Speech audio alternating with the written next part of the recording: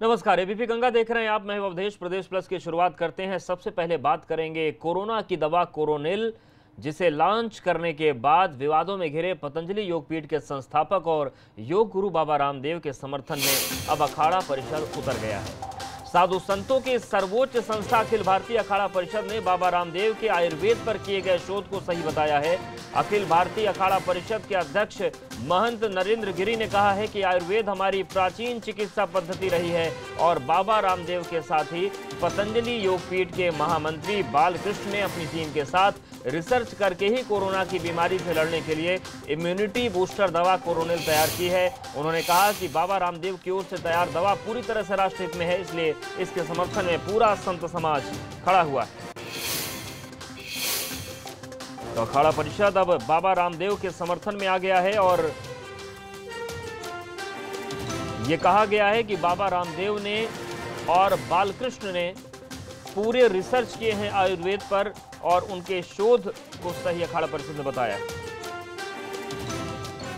पतंजलि योगपीठ ने एक दवा कोरोना महाबीमारी कारण निकाली, जो बाबा रामदेव की पूरी टीम इस पे रिसर्च किया, जानकारी ली और उस दवा को उन्होंने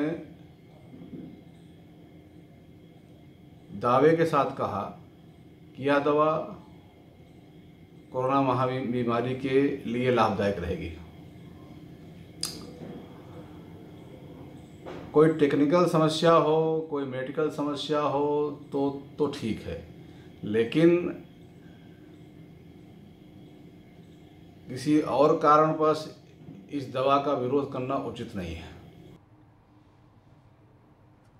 तो सीधे रुख करते हैं प्रयागराज से। संवाददाता मोहम्मद मोइन हमारे साथ जुड़ गए हैं। मोइन, जिस तरीके से कोरोना को लेकर लगातार बाबा रामदेव पर हमले हो रहे हैं, कई सवाल उन पर उठ गए, अखाड़ा परिषद एकदम से सामने आ गया, इसके पीछे की वजह क्या है?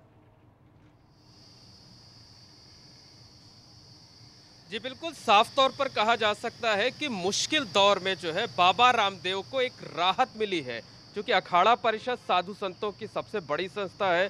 पहले इसी अखाड़ा परिषद ने बाबा रामदेव को संत मानने से इनकार कर दिया था, कहा था कि वो योग गुरु हैं, वो कोई संत नहीं है। और आज जब बाबा रामदेव के ऊपर मुश्किल दौर है तो अखाड़ा परिषद न सिर्फ उनके समर्थन में आ गया है, बल्कि उनका बचाव भी करने लगा है।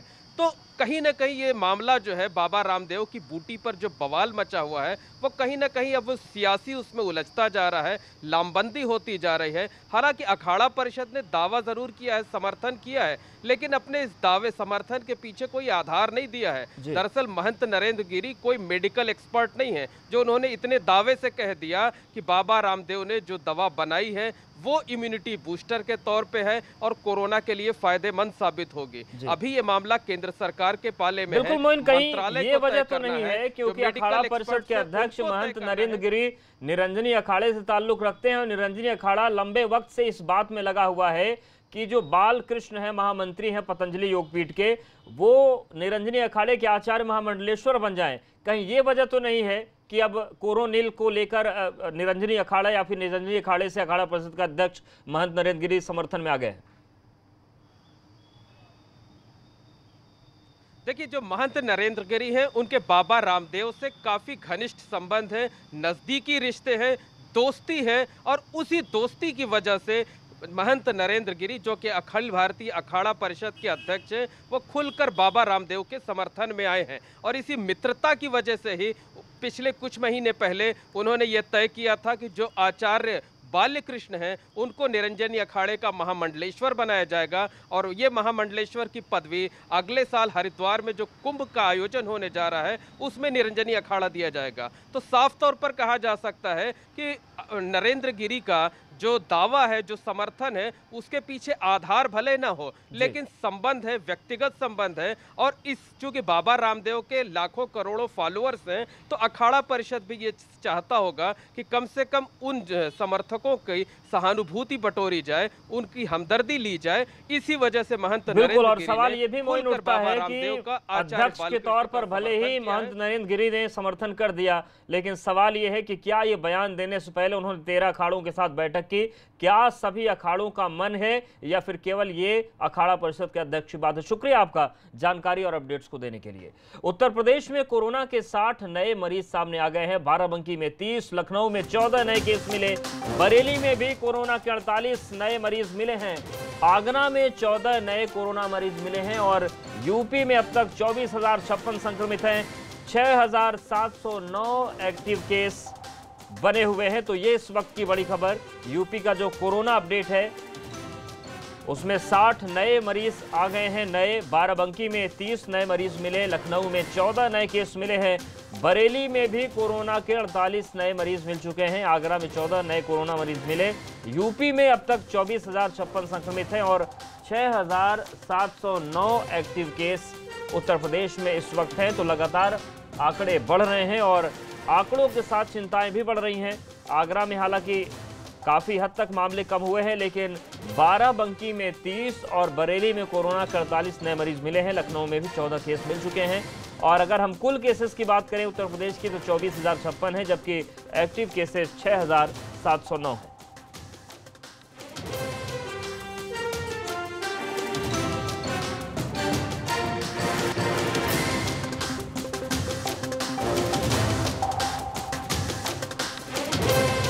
तो 11 बजे का कोरोना अपडेट। उत्तर प्रदेश में हालात क्या है वो हम आपको बता रहे हैं और शैलेश हमारे साथ जुड़ गए हैं। शैलेश, फिलहाल उत्तर प्रदेश में अब क्या अपडेट है, क्या स्थिति है कोरोना को लेकर? अपडेट देखिए, पहले तो हम आज का ताजा अपडेट दे दें। केजीएमयू ने जो 3446 सैंपल टेस्ट किए थे उनमें 60 सैंपल पॉजिटिव मिले हैं। इनमें देखिए संभव है कि बहुत सारे ऐसे भी हो सकते हैं जो पहले से पॉजिटिव रहे हों, उनका ये रिपीट टेस्ट हो। ऐसे में ये अभी नहीं कहा जा सकता कि सारे 60 के 60 नए मरीज होंगे। लखनऊ की जैसे हम उदाहरण में बात करें तो 14 मरीज जो है वो पॉजिटिव आए हैं, लेकिन जब हमने सीएमओ से बात की तो उन्होंने बताया कि सभी 14 मरीज पहले से पॉजिटिव हैं और इनकी रिपोर्ट पहले जारी हो चुकी है और उनमें दोबारा मिला। इसी तरह बाकी जिलों में, हालांकि ये जरूर है कि कुछ जिलों में उसमें नए मरीज मिले होंगे।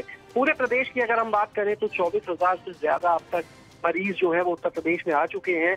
कल का दिन जो था वो कोरोना के आंकड़े जिस तेजी से पिछले कुछ दिनों से बढ़ रहे हैं उससे थोड़ा सा राहत भरा कहा जा सकता है, क्योंकि लगातार हम देख रहे थे कि एक दिन में मतलब 24 घंटे में 600 से ऊपर मरीज आने का एक चल रहा था लगातार जो ट्रेंड। तो कल की जो तारीख थी उसमें हमने देखा कि 24 घंटे में 600 से कम मरीज मिले। हालांकि बहुत ज्यादा कहें कि बहुत राहत वाली बात है तो नहीं, क्योंकि अभी भी 585 की जो संख्या है वो भी एक बड़ी संख्या है और ये फ्लक्चुएट होती रहती है। तो बहरहाल अब 24,000 के पार ये आंकड़ा पहुंच चुका है। 21 मौतें जो थी वो 24 घंटे में सामने आई थी जो कोरोना संक्रमित लोग थे। हालांकि उनका डेथ ऑडिट होगा कि वो कोरोना की वजह से मौत हुई या क्या कारण है, लेकिन उनमें कोरोना था ये जरूर तय है। 700 से ज्यादा अब तक मौतें हो चुकी हैं। तो फिलहाल लगातार सरकार जो है वो टेस्टिंग बढ़ाने के निर्देश दे चुकी है। मुख्यमंत्री ने कहा है कि टेस्टिंग क्षमता को बढ़ाया जाए। एक दिन में 30-30 हजार सैंपल की टेस्टिंग की कोशिश की जा रही है।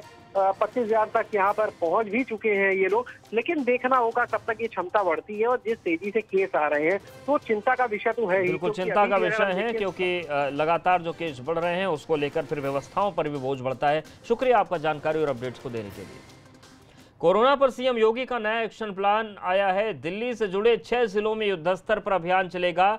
मेडिकल स्क्रीनिंग के लिए 1 लाख मेडिकल टीमें लगाई गई हैं। टीम 11 की बैठक में तेजी से कोरोना जांच के निर्देश दिए गए हैं। सीएम ने हर रोज 30,000 टेस्टिंग के निर्देश दिए हैं। जैसा कि अभी शैलेश ने बताया कि 25,000 रोजाना की टेस्टिंग तक उत्तर प्रदेश पहुंच गया है, लेकिन अब इस लक्ष्य को बढ़ाकर 30,000 सीएम ने कर दिया है। लेकिन कोरोना पर सीएम योगी का नया एक्शन प्लान यह है कि दिल्ली से जुड़े हुए जो 6 जिले हैं वहां पर इस अभियान को और तेज किया जाएगा, युद्ध स्तर पर बढ़ाया जाएगा, स्क्रीनिंग बढ़ाई जाएगी। मेडिकल स्क्रीनिंग के लिए 1 लाख मेडिकल टीमें लगी हैं और टीम 11 की बैठक में तेजी से कोरोना जांच के निर्देश दिए गए हैं। सीएम ने हर रोज 30,000 टेस्टिंग के निर्देश दिए।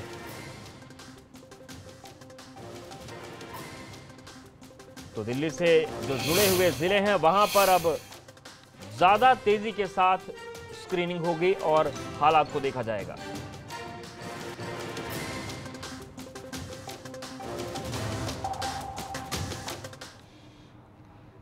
एक तरफ कोरोना का प्रकोप जारी है, लगातार आंकड़े बढ़ रहे हैं, तो वहीं दूसरी तरफ मुरादाबाद से सपा सांसद एसटी हसन अलग ही थ्योरी दे रहे हैं। उनका कहना है कि कोरोना के दौर में सोशल डिस्टेंसिंग कोई मायने नहीं रखती और ये संभव भी नहीं है। इतना ही नहीं, इसके पीछे उन्होंने अमेरिका और चीन के रिसर्च का हवाला दे दिया, लेकिन वो ये भूल गए कि अमेरिका में कोरोना के सबसे ज्यादा बुरे हालात हैं। बता दें कि सपा सांसद डॉक्टर एसटी हसन सपा कार्यालय में अखिलेश यादव का जन्मदिन मनाने पहुंचे थे। कई सपा विधायक और कार्यकर्ता भी मौजूद थे। जमकर सोशल डिस्टेंसिंग की धज्जियां उड़ाई गई। आप तस्वीर देखिए। और जब सवाल पूछा गया तो उन्होंने कहा कि 2 गज की दूरी जरूरी नहीं।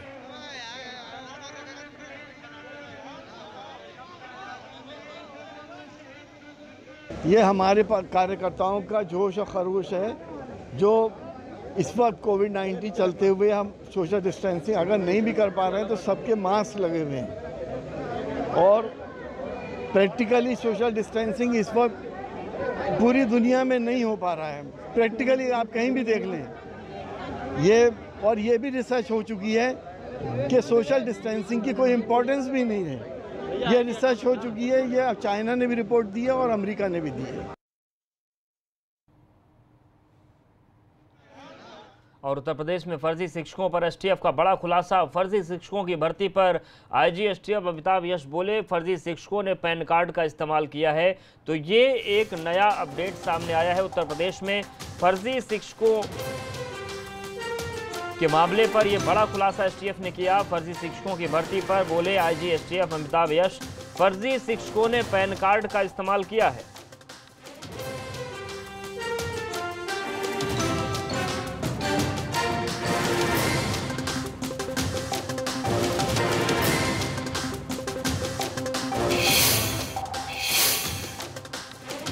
यूपी में फर्जी शिक्षकों पर एसटीएफ का बड़ा खुलासा। और खुलासा ये किया है एसटीएफ के आईजी ने कि पैन कार्ड का इस्तेमाल किया गया था और जैसे जैसे जांच आगे बढ़ेगी नए नए खुलासे होते चले जाएंगे।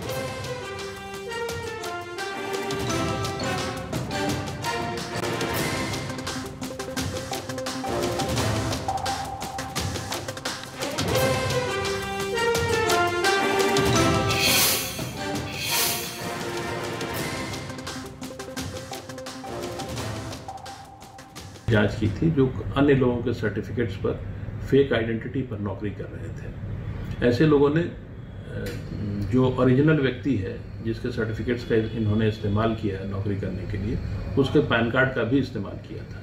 इससे जो ओरिजिनल व्यक्ति था उसके पास इनकम टैक्स की नोटिस आ गई, क्योंकि उसके पैन कार्ड पर जितना इनकम वो शो कर रहा था उससे अधिक ड्रॉ होना दिखाया जा रहा था। और ऐसे केसेस एसटीएफ द्वारा पकड़े गए। ऑब्वियस है कि जब ये बात ओपन हो गई, समाचार पत्रों में आ गई, तो बाकी लोगों ने जो इस प्रकार से नौकरी कर रहे थे उन्होंने अपने पैन कार्ड नंबर्स को चेंज करवाया। इसलिए अब हम लोगों ने ऐसे लोगों की लिस्ट मांगी है जिन्होंने पैन कार्ड चेंज कराया।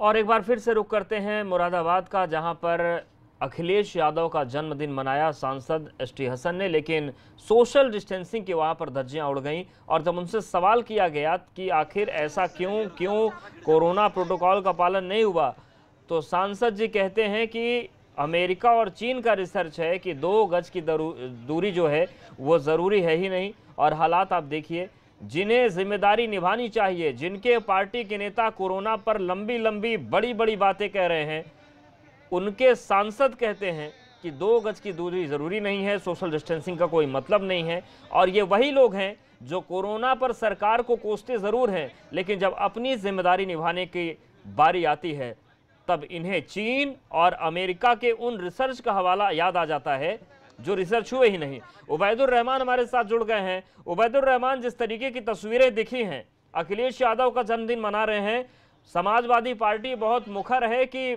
योगी सरकार कुछ कर नहीं पा रही, लेकिन जो समाजवादी पार्टी के नेताओं और सांसदों की जिम्मेदारी है वो भी तो वो नहीं निभा पा रहे हैं।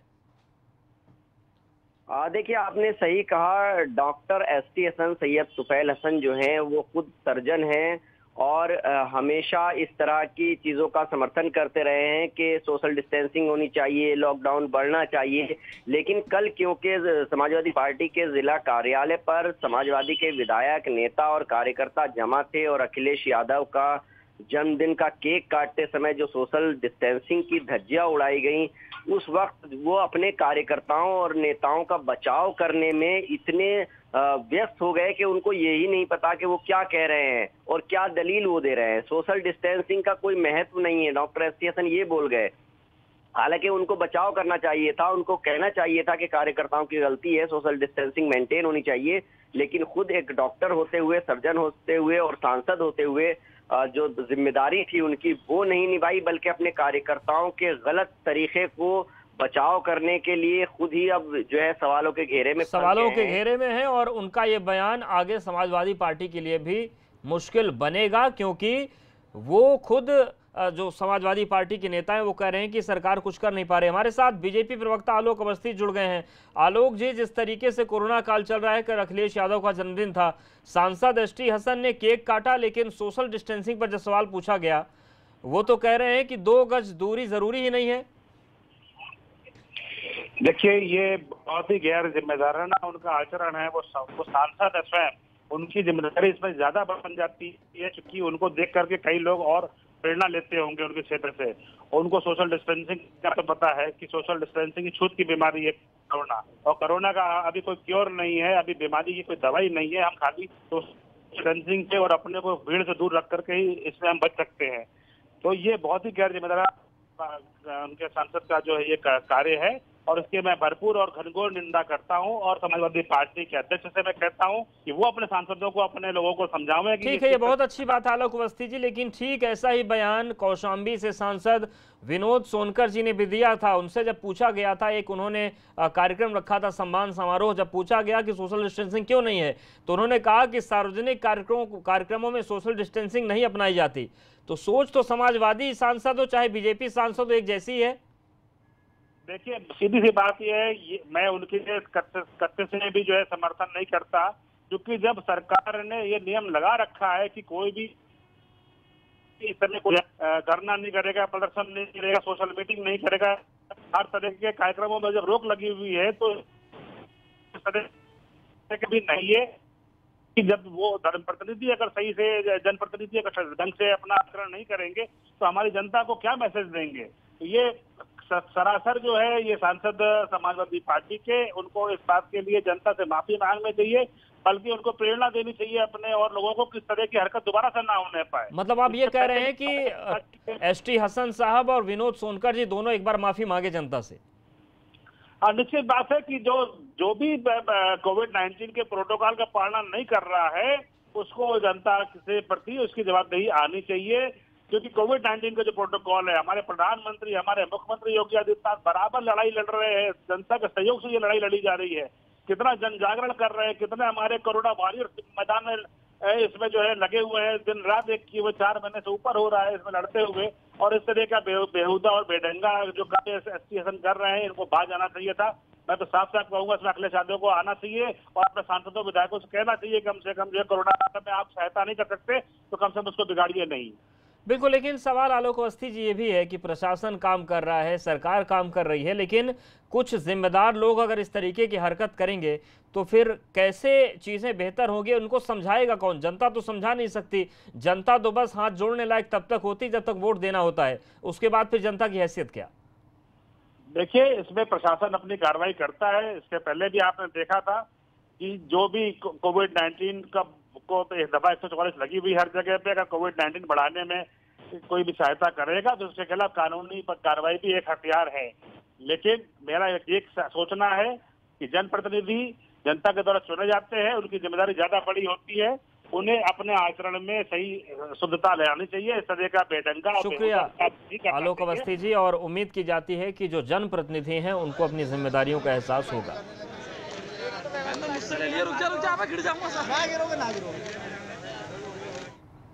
और यहाँ पर वक्त एक छोटे से ब्रेक का है, लेकिन आपको बता दें कि उत्तर प्रदेश और उत्तराखंड